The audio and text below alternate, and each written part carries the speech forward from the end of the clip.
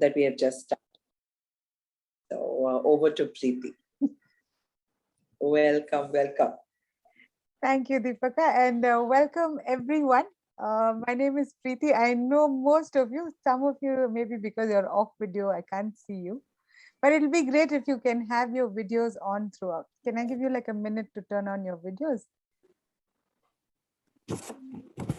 It's okay. Sometimes, like if we are not if dressed, you all have internet, okay, So it's have internet that, issues.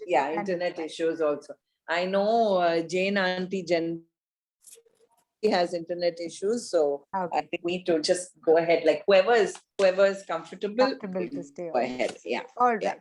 So even if you're not on video, if you can just unmute and answer whenever, like if I ask a question or if there's anything that you want to add. It's more a very interactive kind of a study. It's not like I'm going to sit and it's not like the lecture type of a study in that sense. So I'd like to keep it as interactive as possible. So whenever you feel like you want to add something, or if you know the answer to a question that I'm asking, or if there's anything that you'd like to add, please feel free to maybe either raise your hand or just unmute and you can tell us at that point. Yeah, so welcome to our series on Jonah.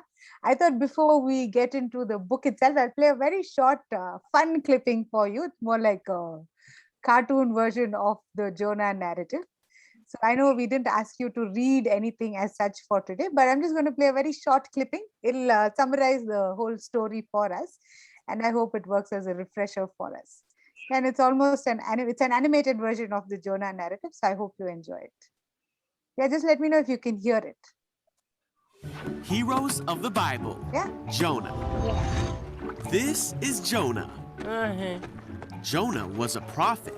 That means it was his job to tell people what God told him to say. Yep. One day, God told Jonah to go to Nineveh because the people of Nineveh were doing bad things. But instead, Jonah ran away. Where are you, please? And went to the port to board a ship, going the other way.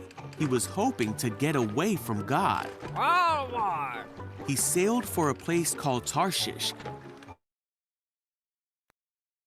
A great and powerful wind over the sea that caused a storm that seemed like it would break the ship apart. Fearing for their lives, the sailors tried everything they could think of to save the ship. Meanwhile, Jonah was sound asleep, so the captain went down and said, "How can you sleep at a time like this? Get up and pray to your God. Maybe he will help us." Then the crew figured out that Jonah was the reason for the storm.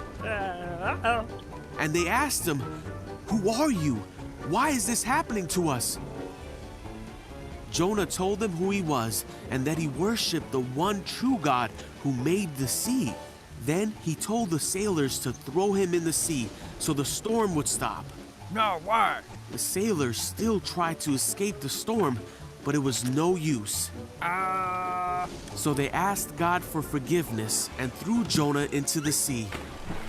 The storm stopped at once. Whoa! The sailors were amazed at God's power and they vowed to serve him.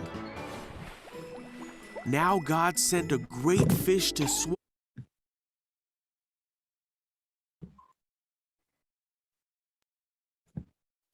All right. So in a way that captures the entire chapter 1 for us. Anything that has stood out for you all, say from previous studies of the book of Jonah or anything? Because we're going to do only like a background kind of a thing today. And just a couple of, just the first 3 verses is what I've set up for us for today's study. So anything that any of you would like to share before we get into, say, what I have prepared for us? Anything that comes to mind? What do we know about Jonah, basically?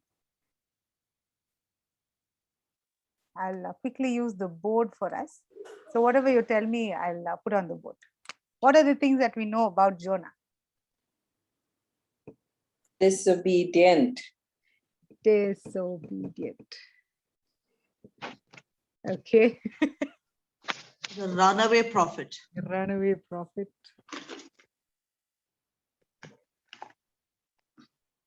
Okay. He thought he could escape from God. Thought he could escape. Escape from God. He thought he could.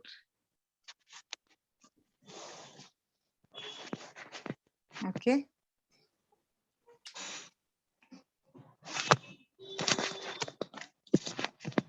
What else comes to mind when we say He Jonah? didn't want a Gentile nation to be saved.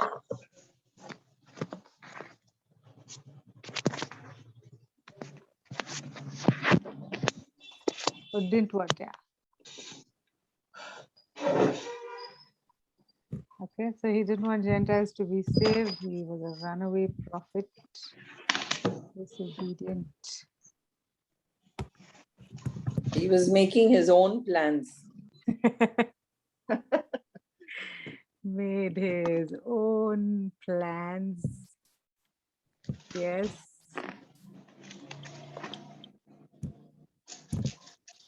Anything else?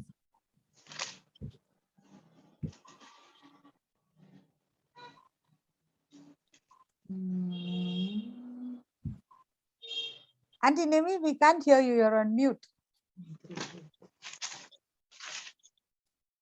God's plans and Jonah's plans were quite different. Okay.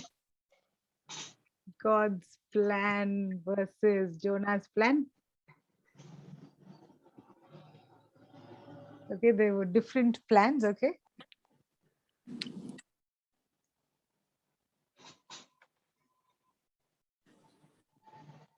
Anything else any of you would like to add? Only from the first 3 verses. What, Gladys? Only from the first 3 verses, you said? No, you can say generally. Not just the first 3 verses. Anyway, throughout the book. I think he was quick to realize his mistake and acknowledge it. Okay. Quick. He told he didn't try to escape from his faults. He told the people that it was his fault and to throw him okay. overboard. Okay.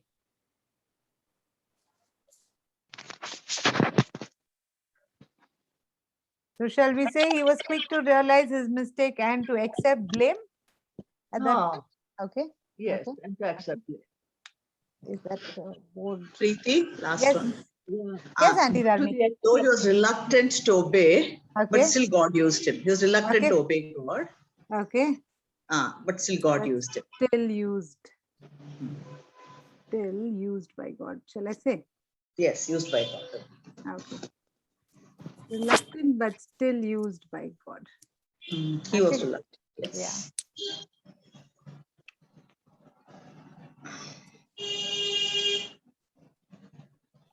Reluctant but still used by God. All right. So I'm just going to leave this on the board. It's just next to me. So at the end of today, we'll revisit this quickly and we'll see how we can process what we've got on the board so far. So we've got, let me go through it again. So we've got Jonah didn't want Gentiles to be saved. He was a runaway prophet. He was quick to realize his mistakes and accept blame. He escaped. He wanted to escape. He thought he could escape from God. He made his own plans. Disobedient. He was reluctant, but still was used by God. And it was God's plan versus Jonah's plan. Both had different plans in a way. All right. So just let me know if you can see the screen when I share it now. Can you see the PPT? Yeah. Yes. So yes. welcome to our study or the series that we're going to do together on the book of Jonah. And I hope that we'll continue to track over the next couple of weeks through the book. So more or less, some sections may seem faster, some sections may seem slower. But today, because we're going to do a lot more background kind of information, we're just looking at 3 verses for today. But next week, we'll try and do like a larger chunk in that sense. Yeah. So at any point, if you have any questions or comments, please feel free to stop me. Yeah? So like Auntie Tarini said, my series is also titled The Runaway Prophet. Yes, so it's Jonah the Runaway Prophet. And today we're going to look at an introduction and just the first couple of verses for us. Yeah. And do I, like Deepika said, I don't have to introduce myself, no, in any, should I? anyone who's not here, yeah, all of you know me, no? So basically, I come to RTMC and I You are studied. well known. Thanks, Auntie Nemi, you're so kind. So basically, I studied at SciAx. I went and I did the MA and then MDiv in the New Testament. And last year, I finished an MTH in the New Testament. So since then, I've been involved in Bible study ministries, and I also teach biblical Greek online. And of course, I do some bit of Sunday school and WSCS and VBS related things. So it's a joy to be with you. So back to our PPT for today in that sense. So the first verses that we have are on the screen for us. Can one of you read verse 1 for us? Just unmute yourself and read.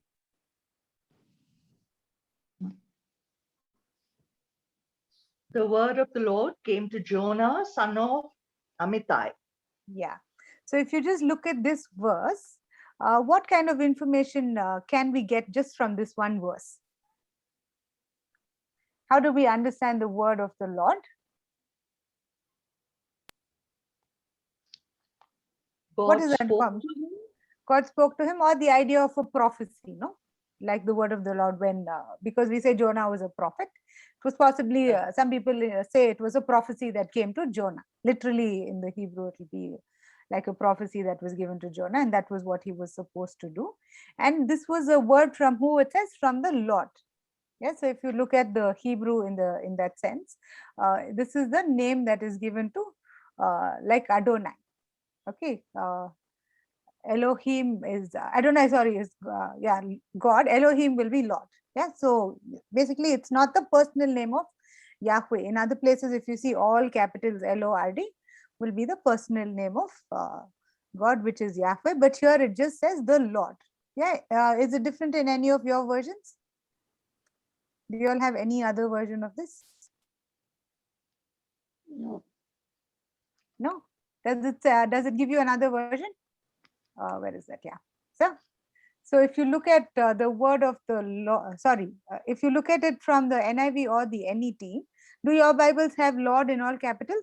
Capital letters. All Yes. capitals, no? So Yes. sorry, my other translation seems to have mixed it up. So actually it is word of the Lord here All is all capitals, which means it's the word of Yahweh. It's the personal name of Yahweh. Okay, it's not the other versions that I said, but it is the word came directly from Yahweh. It's the personal name of Yahweh, and it came to Jonah, son of Amittai. Now, have you heard of this Jonah, son of Amittai anywhere else? Do you think there are other references to him? In Second Kings. Yes. Yes. Excellent. Yeah. So I'll just quickly take us through that reference. So we'll come to verse 2 and 3 in a bit. So just looking at his name, Jonah, his name itself means dove. Okay. So in our times, what is a dove symbolic of? The bird dove? The Holy Spirit. The Holy Spirit in terms of Christian context, but Peace. otherwise, Peace. Peace. So do we Peace or see? love? Love. Yeah, peace or love. Yeah. So basically, if you see, Jonah's name meant dove, and it's symbolic in our times as well as peace. So in a way, the message that he had to carry on or pass on was a message of peace. But what does he do? Does he do what is required of him? Runs course, away. He runs away. Yeah, he doesn't want to literally live up to his name and bring that message of peace like that. So maybe at the end of our study, we can see, did Jonah do, like, live up to his name in that sense? Yes. So this Second Kings antinomy was referring to is 2 Kings 14:25. Talks about son of Amittai, the prophet who was from Gath Hefer. Okay. So if you look at this verse, this reference is very important. Now, one of the things that comes up, especially in academic circles, is the book of Jonah has some bit of discussion, major discussion happens. Do you know any idea what the discussion is about? Why do they have a problem in a way? That he was in the belly. Fish's belly. Because he was in the belly of the fish. They For 3 question the historicity of this book. They say maybe it was like it was had a bigger meaning. Like another book that gets into trouble is the Book of Job. Did it actually happen? Is it just like what genre of literature it is and things like that? They Yeah, so compare Jonah with Jesus Christ, saying that Jesus was buried for 3 days. yes, Like there are those parallels as well. Yeah, that Jonah was in the belly of the whale for 3 days, and that Jesus also, that he died. And there are many parallels between Jonah and Jesus. We'll see later. Like, especially maybe next week when we get to our study, we'll talk about how both slept in the midst of a storm. You remember? Yes. Yes. How they slept, I don't understand, but they slept. Especially if you've been in, forget on a rough sea, if you've just been on Bangalore roads in a bus or a cab, we know how rough and bumpy it is. So imagine being in a storm and how anyone sleeps through a storm. I have never like gotten my head around some it. people can get rocked while sitting in the bus in Bangalore. That's true. It lulls you to sleep. Lulls, I don't know, Auntie. So like at least now it's a little better. But anyway, so there is that parallel between Jesus and Jonah, that they both slept as well. Yeah, so one of the things that or the difficulties that people have to address with the book of Jonah is its historicity. To say, is this an actual account? Is this something that actually happened, or is it just like we say, like a story with like a story with a moral, like that, like some teaching that is there, like it's like a philosophical thing or a mythological thing like that. But the thing that yeah, so what I'd like to present is that it's a historical person because you see reference to him in Second Kings. And so there are some extra biblical sources that I'd like to present for us. And at the end of the day, you all can make your decision about it. So Second Kings reference adds information that Jonah ministered God's word to King Jeroboam II of Israel. So you're able to date him now historically. While some scholars argue about whether it's even historical, we have evidence where you can now literally place him in a particular time period and actually a particular date, because you can accurately date the kings of Israel. Yeah, so he's a prophet that ministered during King Jeroboam II. And we have dates between 782 or 781 BC to 753 BC. Yeah, and when you think of the place that you get now, Gath Hefer is also a place that you can locate on your map. Yeah, basically Jonah was what is now, okay, I've got my board up. I was going to draw it. Basically, he was in the northern part of Israel. Okay, he was what you call like a northerner. Like in India, we have North India and South India, right? If China has to come against India, say for example, if there's a war that's declared or whatever, which part of our country is going to be most affected? North. North, right? All of us agree? Mostly the Yeah. northeast, because that's where after our borders end, their borders start, right? So you'll have to remember that Jonah was from the northern part of Israel and possibly more like slightly skewed towards the northeast, but basically the northern part.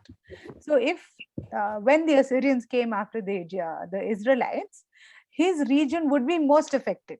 He was not from the southern part of Israel. He was from the northern part of Israel, because Gath Hefer is located to the northern part of Israel, which makes him a northerner through and through. Basically, by ancient tradition, this place is located by a historical place known as Hirbeth Ezerak, basically 5 kilometers northeast of Nazareth.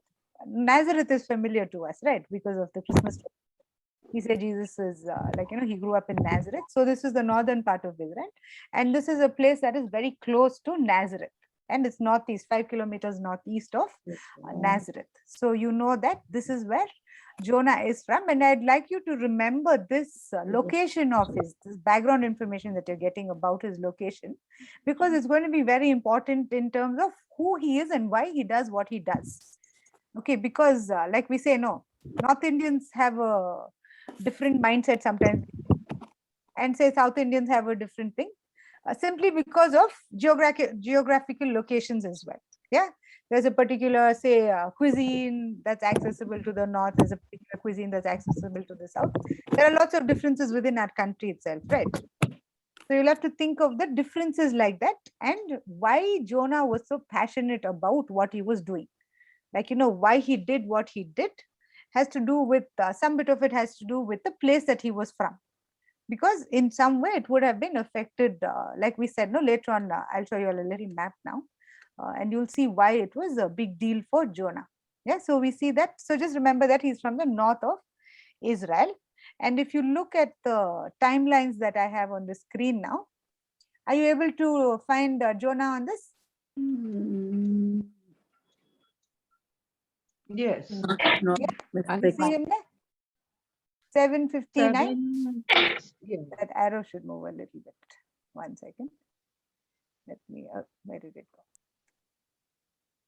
Oh, no, He's after Amos. Yeah, he's after Amos in 7:59. So you're able to Nine. date him. Oh. Yeah, you see him here?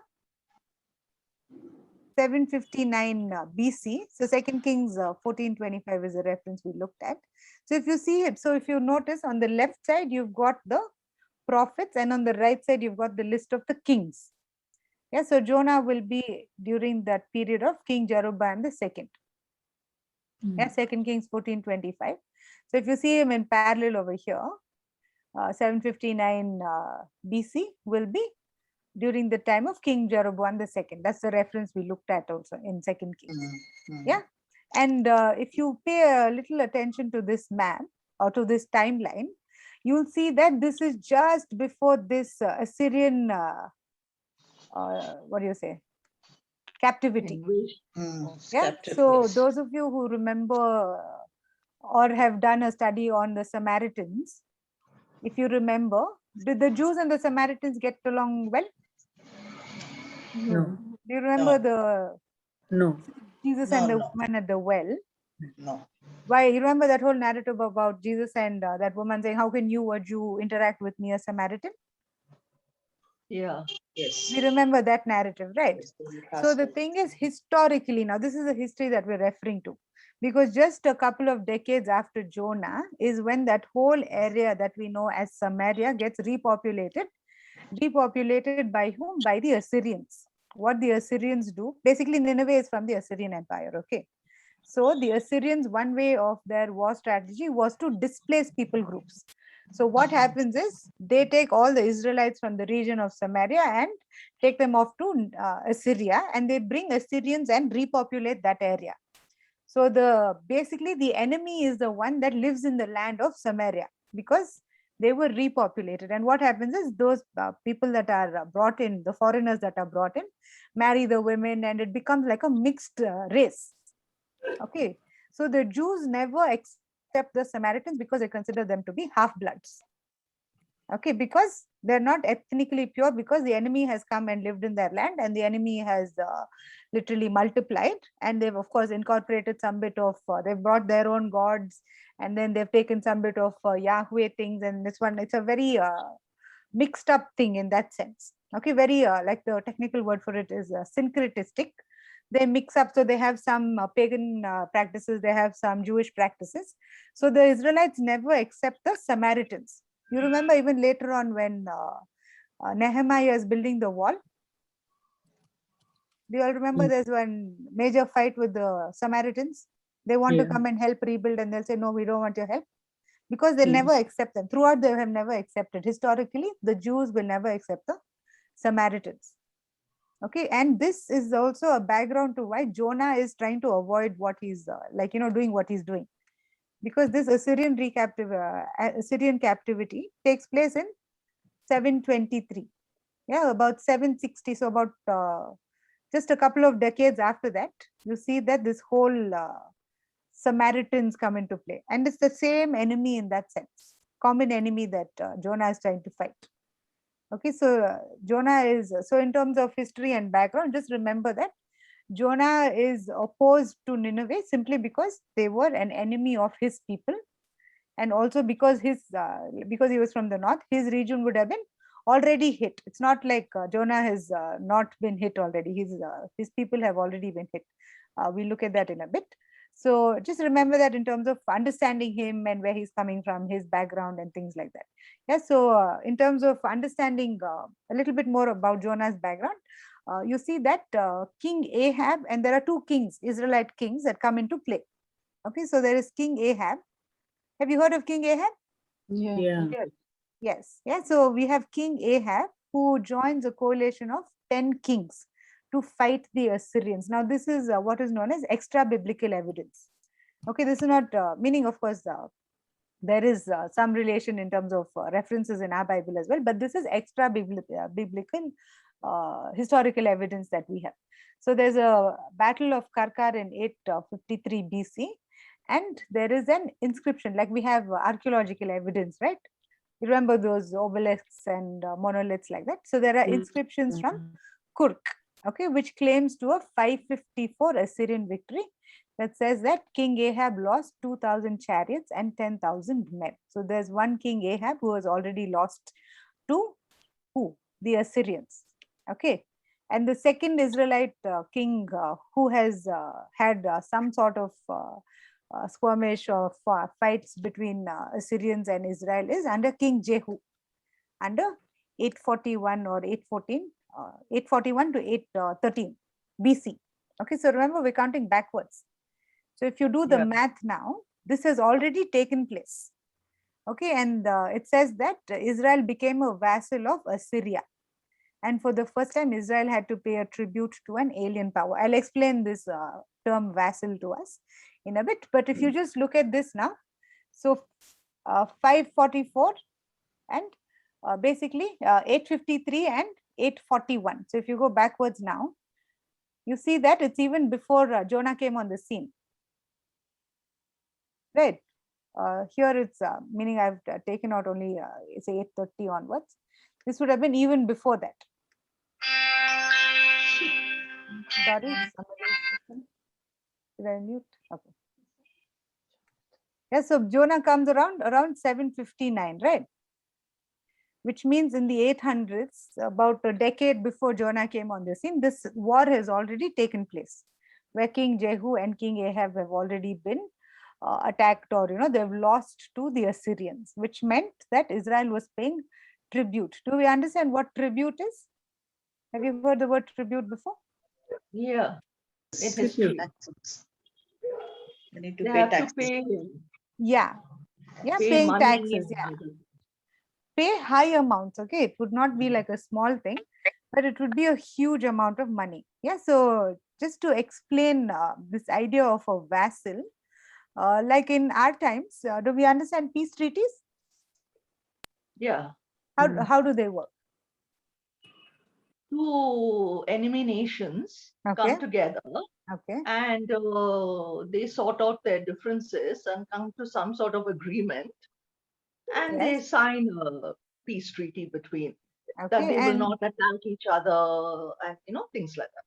right now, this peace treaty, is it between equals? Do you think, or is it Not between? necessarily, not necessarily. Okay. It can be between a greater power and a smaller power.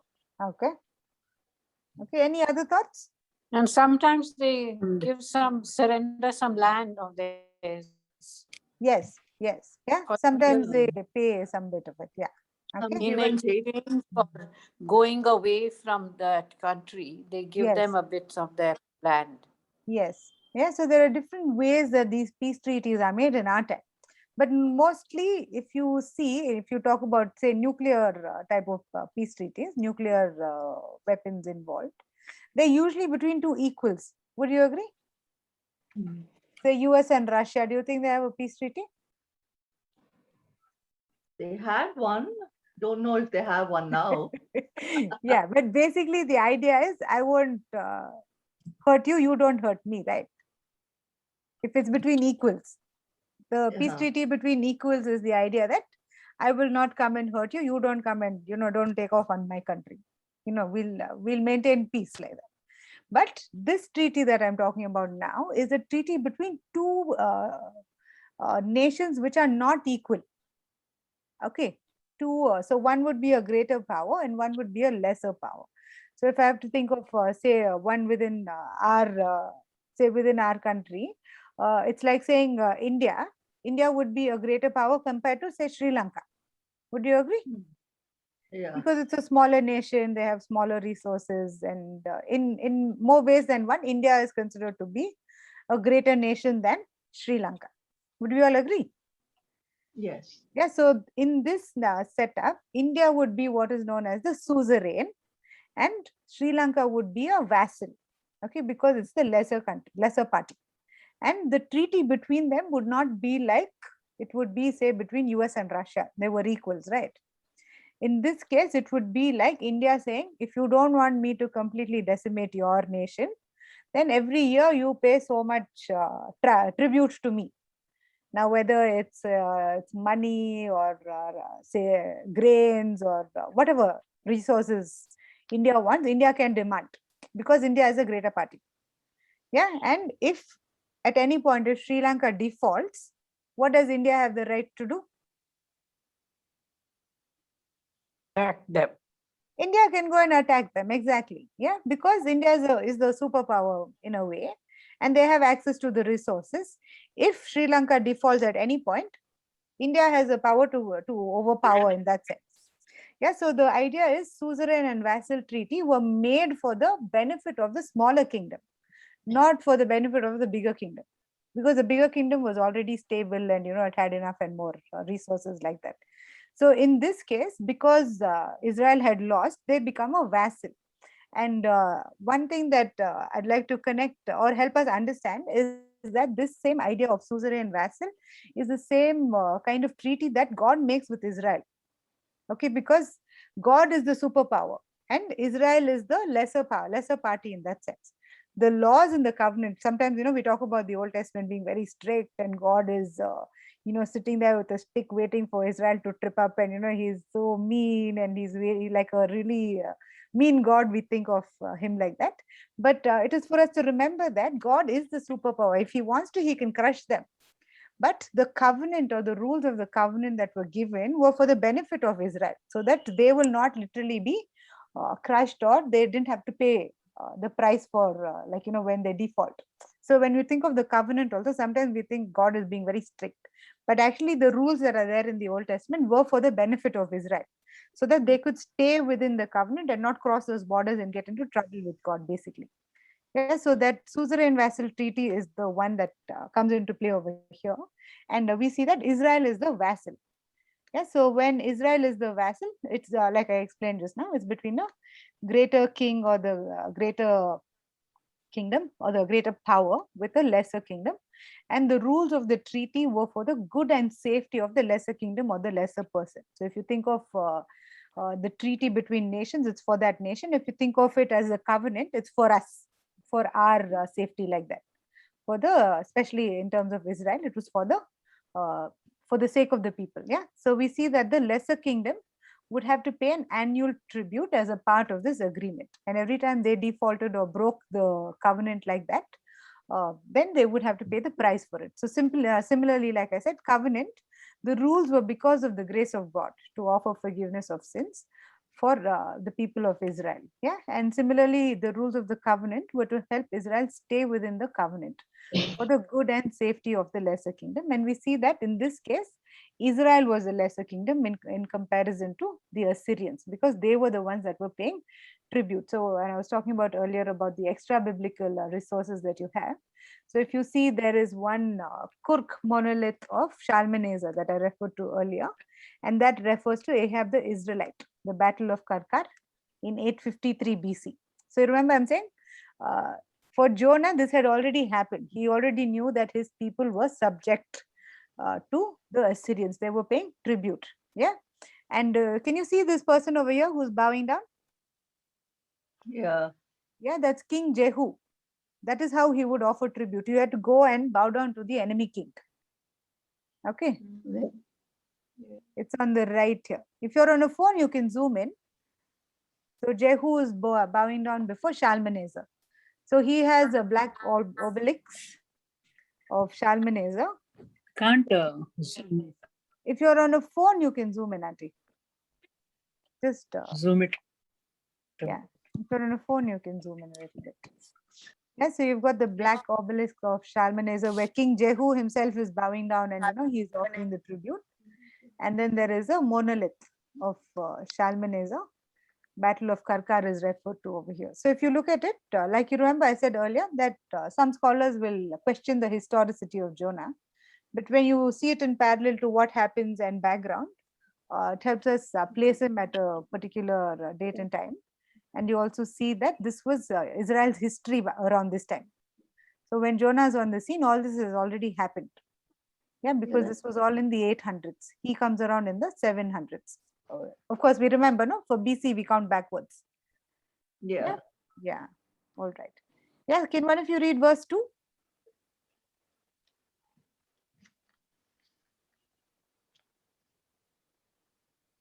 Go to the great city of Nineveh and preach against it, because its wickedness has come up before me.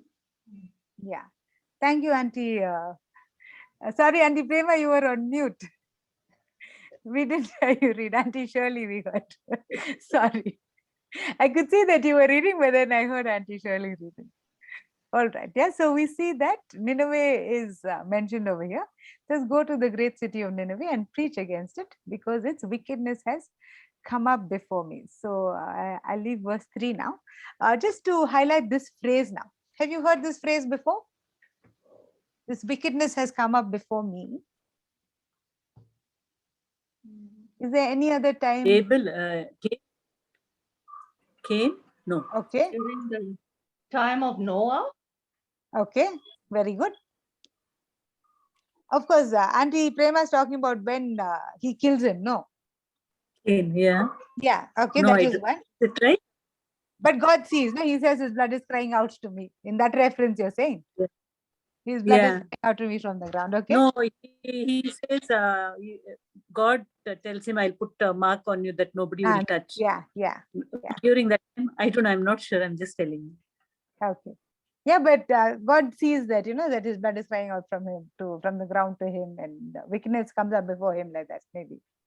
Okay, Gladys, you're right. One is during Noah's time. What other time has this happened?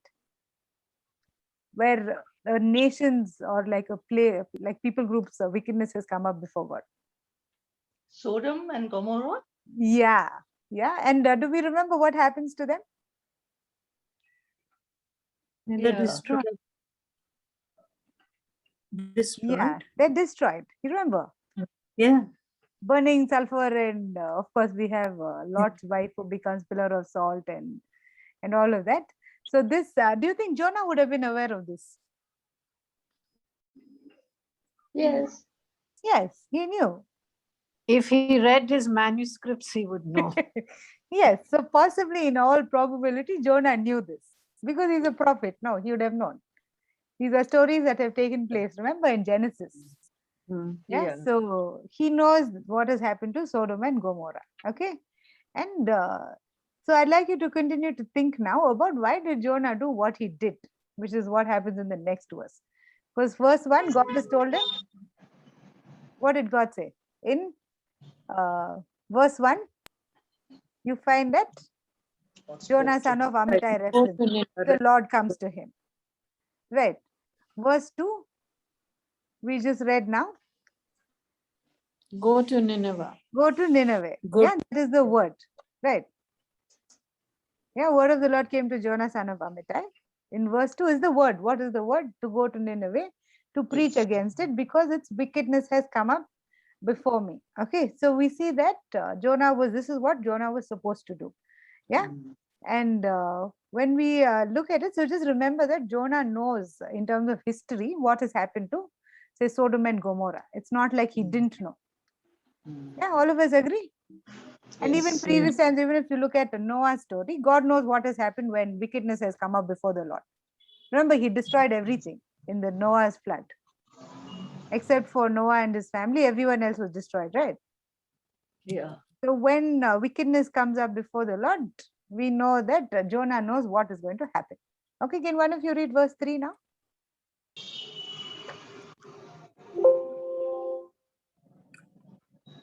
But Jonah rose up to flee unto Tarshish from the presence of Jehovah. And he went down to Joppa and found a ship going to Tarshish.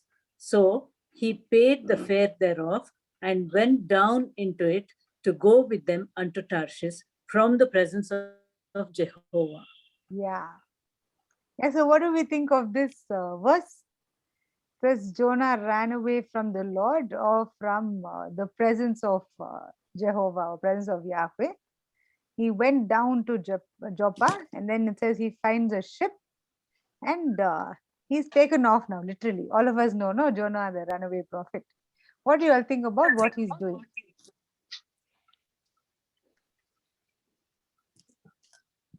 I think it's quite amusing at one level to think that fleeing to Tarshish would get him away from God. Yes, You know, that I God's agree. presence is not there in Tarshish. Yes, So he's fleeing there. So at some level, it's quite amusing. yes. I don't know how his mind was Like, working. what was he thinking?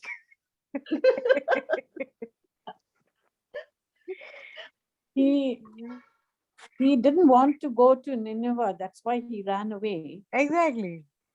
Because he probably thought that they were too wicked and he didn't want to have anything to do with them. Yes. Yeah. He Yeah. afraid. He didn't want them to be saved. Yes. Okay, so Self-righteous. yes, self-righteous. Okay. Any other thoughts on what Jonah is doing now? He's like us. We are like him. Correct.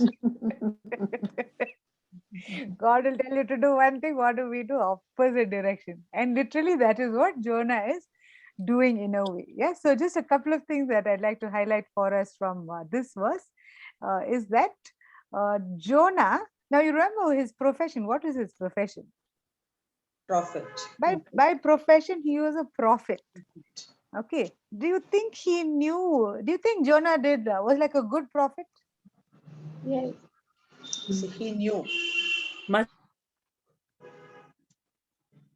He have knew. been good, but self-righteous. Self-righteous, okay.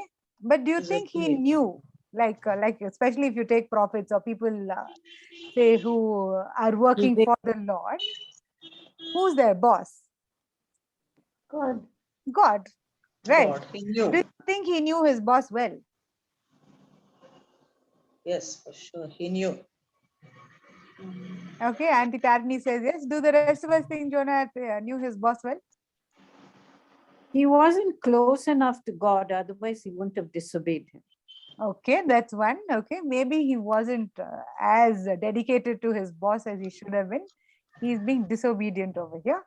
Okay, but that is his response. No, but do you think he knew or like understood the nature of his boss, Auntie Nimi? I think he did, Preethi, because he knew that God was compassionate and Yes. that if he did go and preach in a way, God would forgive them. He Yes. probably knew that in his heart. Yes. That's why he ran off. Yeah. Okay. He So want them to be saved. correct. Okay. So actually, it's like we say, spoiler alert. But then all of us know the story anyway. So just to reconfirm what Gladys says, Jonah, can one of you read verses 1 and 2 from chapter 4? Jonah chapter 4, verses 1 and 2. This bit.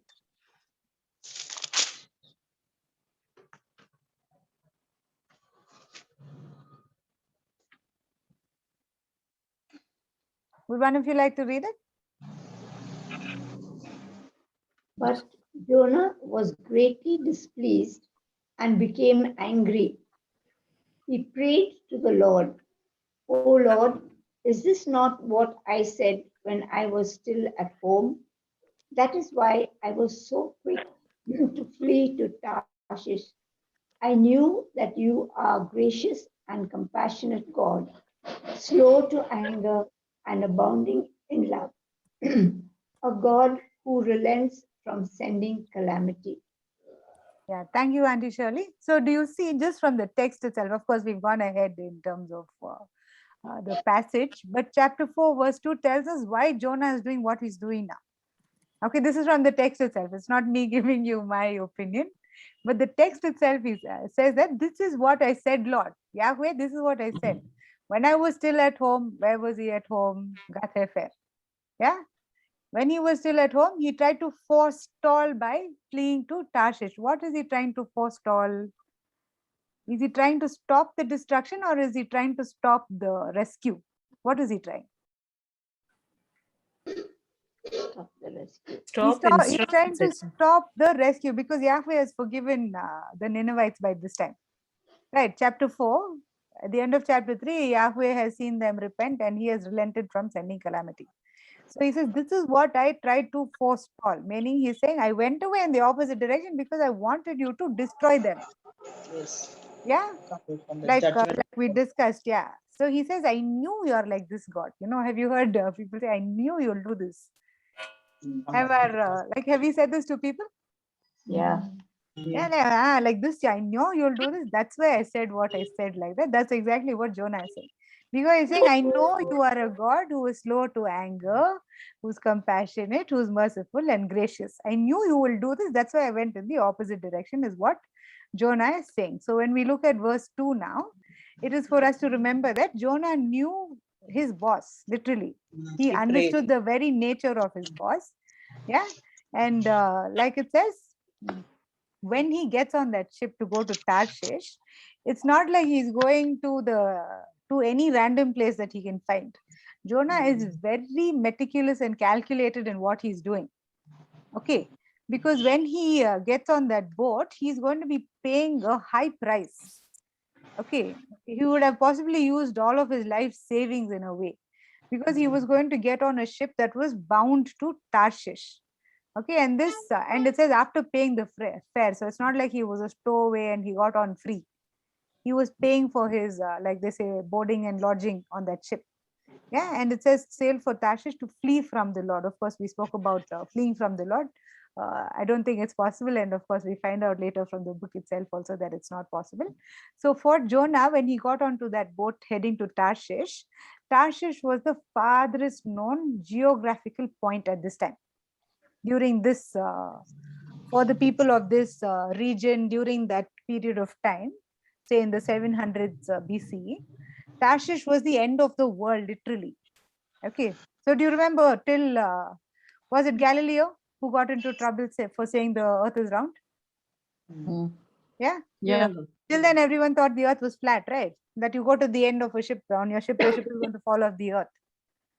So you remember, it's the same time. So for them, Tarshish was literally the end of the world. There was nothing beyond Tarshish for them. So we find that when when he was getting on that ship bound to Tarshish, Jonah was literally going off to the other end of the world, literally for as far as he could get. Okay, and in Solomon's day, ships going to Tarshish would not return for 3 years. Okay, so if Jonah is planning on making this trip, these were basically merchant ships, as we'll also see later on in the narrative. These were merchant ships, and these ships would take about 3 years to return back. So when Jonah got on that ship, it was not like a short drive that he was going on. It's not like a short holiday. I'm just going to go and get out of this. I need to get out of this place. It wasn't like that. He was paying a high price because it would be food, boarding, and lodging and travel for 3 years if he was going to go and do the whole trip. Should have been on that ship for 3 years, and he was going literally to the end of the world, as far away as he could from Israel at that point. Yeah. Any questions? So while its exact location is unknown, most believe Tarshish to be in southern Spain. Do you see that on the map here? Tarshish is possibly around here. Yes, so Jonah is, Joppa would be around here. And if you look at the map on your right, if you look at this small place over here, with the X is where Joppa is. So Jonah goes down.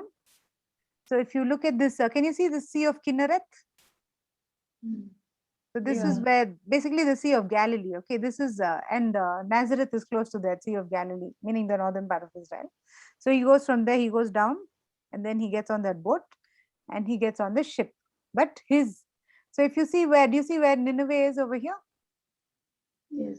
So when the Ninevites would come against Israel, it would be the northerners that would be hit first. It was the northern part of Israel, and literally the northeastern part of Israel, because that is where the Assyrians were. Yeah. And Tarshish, again, do you see, is in the opposite direction. So we see that Jonah goes down, possibly not just physically, but also spiritually. Yeah, he has made like a downward, he's taken the downward route. He's gone down to Joppa, then he gets on a ship and he goes in the opposite direction. And before I close for today, If you just look at the board and the things that we have on the board, can you see it? Yeah. Do you think we are guilty of these things? Do you think we do these things? All the time. Yeah. Are we disobedient sometimes? Are we, what else do we have on the board? Yeah. We have our own plans. God has a plan. Do we have our own plan? Yes. And sometimes are we guilty of this? Don't want Gentiles to be saved. Gentiles meaning say unbelievers or others in that sense. Yeah. No. Sometimes we accept the grace that God has for us, but we don't want to extend it to others. No, say forgiveness. We want God's forgiveness, but we don't want to extend that forgiveness to others. Are we guilty of that sometimes? Yes, sometimes, yes. Yeah, we don't want to extend the same grace that we have received. Okay. Maybe this quick to realize mistakes and accept blame, we struggle with, no? Yeah. This one. Do we think we can escape from God? We think, or at least we fool ourselves sometimes. Do we make our own plans? Definitely. Very often. Yes. Yeah. And sometimes we can be reluctant, but God still chooses to use us. Yeah. Any other takeaways that any of you would like to share, or anything that you'd like to highlight? That brings us literally to the end of our questions and comments. Anything?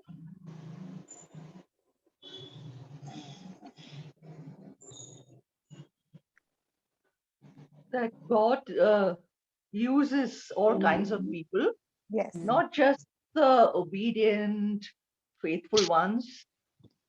He also uses the disobedient and not so faithful ones too. Yes. And not only those who are qualified, even those who are not qualified. Yeah. He uses all kinds of people. Yes. Yes. Sometimes he uses pagans, non-believers too. Yes. Yeah. Thank you, Gladys. Anything else? God's compassion for all people. Yes. Yeah. That's going to be one of our key themes, especially towards the end of the book, that God is inclusive while Jonah may not have been. Yeah. Thank you, Auntie Tarini. Any other thoughts or comments? That God is omnipresent and omniscient. He can see even when I go down. Yes. Yeah. Yeah. Yes. Thank you, Auntie Prema. Yeah. So in a way, all of us can be like little Jonas. Of course, we're going to have a lot to say about him in the days ahead when we actually get into like the text itself. So going forward, we won't do too much background in terms of what we did today, but this is to help us understand why he did what he did. Like we said, no, if you look at it in terms of dating him, you will see that Jonah has historically seen his people affected. His people have paid high taxes because that tribute had to be paid to the Assyrians. He was in the northern part of Israel, so his people would have been the most affected when the Assyrians came after them. So he has what we call like historically, there is a reason for him to be very offended by what Yahweh is doing. And also, you see, still at the end of the day, he was still in a way protecting or fighting for Yahweh's people. Does that make sense? He was still holding on to Israel and trying to protect Israel, because like I said, just a couple of decades later, there is going to be huge devastation that takes place because of the Assyrians. Yeah. Yeah. So was Jonah all right in what he did? So there was also a historical reason for what he did. Yeah. Yeah, sometimes we talk about national fanatism, no? People who are willing to die for a cause. Jonah is going to show up like that next week when we come together. Like fanatics. Because literally he was holding on to like religion and God and his nation. He's refusing, which is what, like we say, spoiler alert in a way for next week. Because Jonah is going to say, no, throw me overboard. All of us know the story, right? He'll say, throw me overboard, but I am not going to go to Nineveh. Yeah, so for next week, just read through the next, like verse 4 onwards, and depending on time, we'll see where we reach, and we'll try and take a pause like that and continue. Yeah, any other thoughts or questions? Can I stop recording? Yes. Thank you.